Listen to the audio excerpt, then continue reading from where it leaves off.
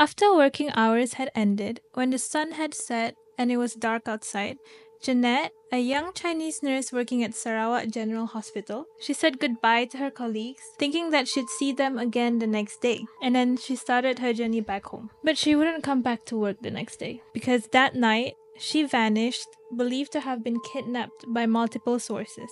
And at the time, similar kidnappings were rampant in Kuching. But the difference between the kidnapping was the disappearances, including hers, were believed to be ritual killings to appease spirits hindering the Satok Bridge construction.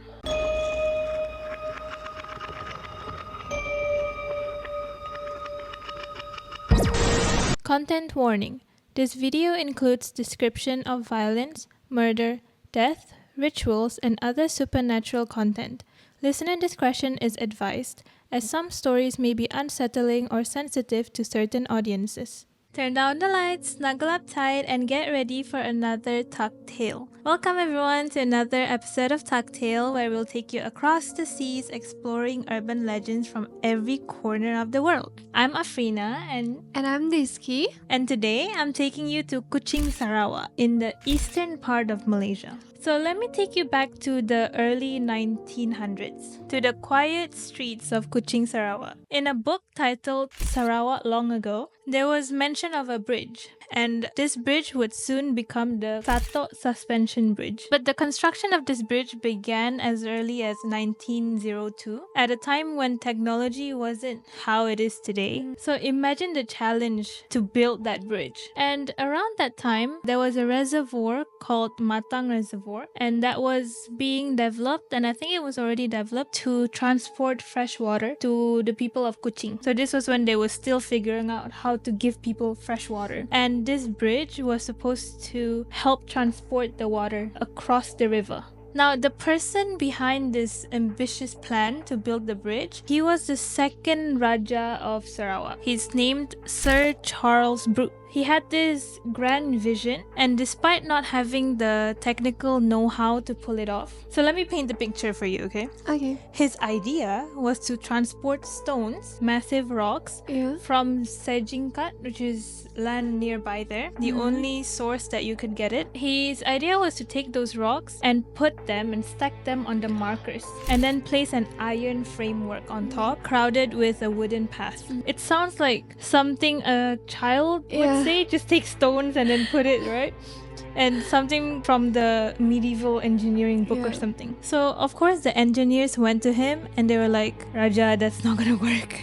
What you want, how you want the bridge to build is not gonna work. So after some convincing from the engineers, they reached a compromise. The water pipes were laid on the riverbed underneath the river instead of suspending them on top. But the construction dragged on, and it took 24 years to build the bridge. God. And that 24 years is actually 9 years after Raja passed away. Oh, say he never. No, he never saw the bridge he wanted. It's kind of sad. And so, because he died, the responsibility of the design of the bridge eventually fell to another ambitious engineer. And his blueprint, he wanted to make this bridge as grand as it can. So, he included two massive 12-inch water storage. And then his bridge also had a walkway for pedestrians, for people to walk on the bridge. He wanted lots of space for vehicles. Wow. He wanted everyone to be able to use the bridge. But I don't know if you can imagine this, but things didn't exactly go as planned. Of course, technology and the innovation at the time is not as developed as it is now. Yeah, in 19-something, early 1900s. So once water started flowing through the pipes, the bridge was built for the water. The weight of it, because it's so heavy, it caused the towers to shift out of position. Oh, I see. So when the tower is supposed to be here, it started shifting. And this led to so many struggles of stabilizing the bridge, because it's not stable at all, right?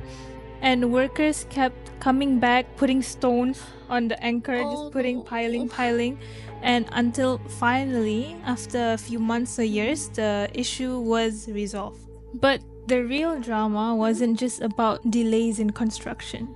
We're not here talking about just bridges all day, right? No, what made Satok Bridge really famous were the rumors surrounding the bridge. So picture this, it's the 1920s and the locals began whispering about spirits beneath the bridge that needed to be appeased. It was said that the spirits were angry and that they were needed to be calm, and in order to do this, you need to give a sacrifice. And they say this because the bridge kept having issues. The building took 24 years and they couldn't agree, and there's just so many things going wrong. So the people said there must be spirits under the bridge. But even when there were rumors, some people didn't see it as just rumors or random superstition. It was rooted in a very, very real dark tradition of the people. It's called Genselan. So before slavery was abolished in around 1800s, it was customary among the people, they're called the Dayak people, to offer the blood of a living slave when you're building a bridge. It's so specific. I don't even know why. So every time these people want to build a bridge, they were told to sacrifice a slave, a living slave, when they had slaves, because they needed to offer their blood. And slaves were buried alive under the foundations to appease the spirits that are living underneath them. And even though by the time this bridge was reconstructed, slavery was no longer practiced at the time. There were no slaves anymore because it was abolished. The stories persisted. In the absence of slaves, young men, they became bandits that buried themselves in the bushes of the forest, taking heads of people that were walking around because they believed that a sacrifice was still needed. So where do they find the people? They just randomly kidnap people on the street. And when word spread that a new bridge was under construction, the people started panicking. Oh no, what are we gonna do? We need sacrifices, because it was in their tradition. So they did believe that we need to sacrifice something or someone. And it got really bad at the time, where even many locals didn't leave their house after 6 p.m. because they were really scared of the spirits, they were scared of the bandits, they were scared of everyone. And there were also rumors that were circulating that said that Sikh policemen were dispatched by the government to capture children. But all this was dying because when a worker tragically drowned in the river, a worker that was building the bridge, and the whispers quieted down because they thought, oh, someone has died, so that means the sacrifice is done. So for a while it was calm, but then the bridge started to sway again, started to become unstable again. And then new rumors amongst the people surfaced. The bridge isn't satisfied, it wants more heads. And that's when people, especially young women, began to disappear. And it was around this time that Jeanette, our main character of the video, was also taken. So they think that the workers' sacrifice wasn't enough, and because the bridge kept having problems, So they kept need saying more. Yeah, they kept saying we need more, we Oh my need god, more. that's so cruel. I cannot imagine. And now the rumor didn't stop at sacrifices in general. It got even darker. The rumor says, and as the legend goes, the spirits demanded sacrifices of virgin girls to appease their anger. It's always the virgin. I don't know why it's always the virgin in these stories. I know, It's right? either virgin girls or children. Poor girl. I know. And one of these stories is about a girl named Jeanette. After she went missing, her body was found in a tunnel that carried a stream of water, and there was something horribly wrong with her because her body was found without a head, which is really, really weird because people kept saying the bridge needed more heads. And many believed that her head was taken as an offering and it was sealed in the concrete pillars of the bridge. And her parents, obviously after your daughter has been found that way, they were really devastated. They were heartbroken, and because of that, they were really angry as well. So they took her body and they buried her in a red dress and red shoes. And in Chinese culture, this detail is very important because they believe that if someone dies and they're wearing red as their clothing or shoes, their spirit is going to return with full of anger to seek vengeance. So her parents probably did this willingly so that she can return and do something bad. Take revenge. Yes, take revenge. But I'm not sure if that's the right approach. Yeah. If I had a daughter, Mm-hmm. I will not do that because I really want her to have rest in peace. Because like if I made her like that, she's going to be a malicious ghost. Yeah, but I guess when you're really heartbroken, you don't think straight, right? Yeah. You don't know. And they wanted her to come with vengeance, and she did. Ooh. Soon after Jeanette's burial, the locals started reporting sightings of a ghost. They said, I see a woman in red. I see a woman in red, and they're trying to attract attention. So she would come and she would try to attract attention mainly from the men. One of the most chilling tales was that she would stand by the roads and she would put her thumb up to hitchhike with a motorcyclist, and by the end of the ride, she would just disappear. She would just vanish from the back, leaving behind a really foul smelling stain on the seat, which smelled like trash. But Jeanette's ghost wasn't just confined to the roads. There have been reports of her catching ferries across the Sarawak River. So she would go inside the ferry and she would just travel back and forth from the river. But once she reaches the other side, she disappears. And even more unsettling, the money she paid for the tickets, that money would turn into leaves, or in Chinese terms, it's like hell notes. So it's like she put an illusion to the money before she reaches. And her presence was also felt around the public hospital that she used to work at. People kept saying that they see her just walking around the hospital. And the fear surrounding Jeanette became really heavy, really intense, that people didn't want to say her name out loud. They didn't want to say Jeanette. You said her name multiple times now. So many times during the video. Yeah, and it's night.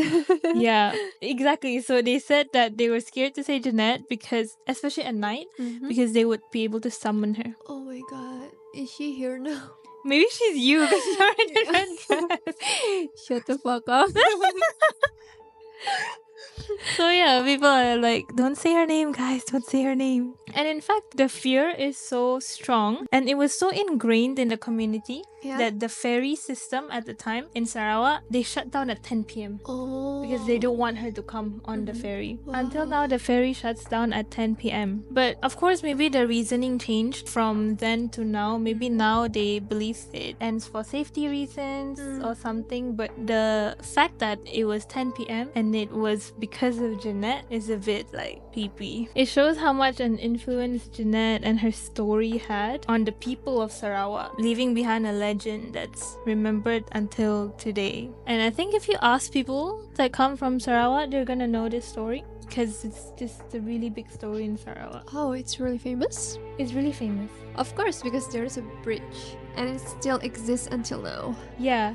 So the story of Jeanette, that's how she became the most infamous soul. But for the Satok Bridge, I'll tell you a little bit more about the bridge now. Despite all the scary tales saying that the bridge needed souls or sacrifices, I feel like the bridge gone through a lot over the years. It's also gone through a lot of reconstruction for the bridge. And now, it stood strong for about 97 years as the first and oldest suspension bridge in Sarawak. Around 2017, the bridge went under a reconstruction or resurrection of sorts, and after a few years of work, they tried to make the bridge more stable, better, and safe.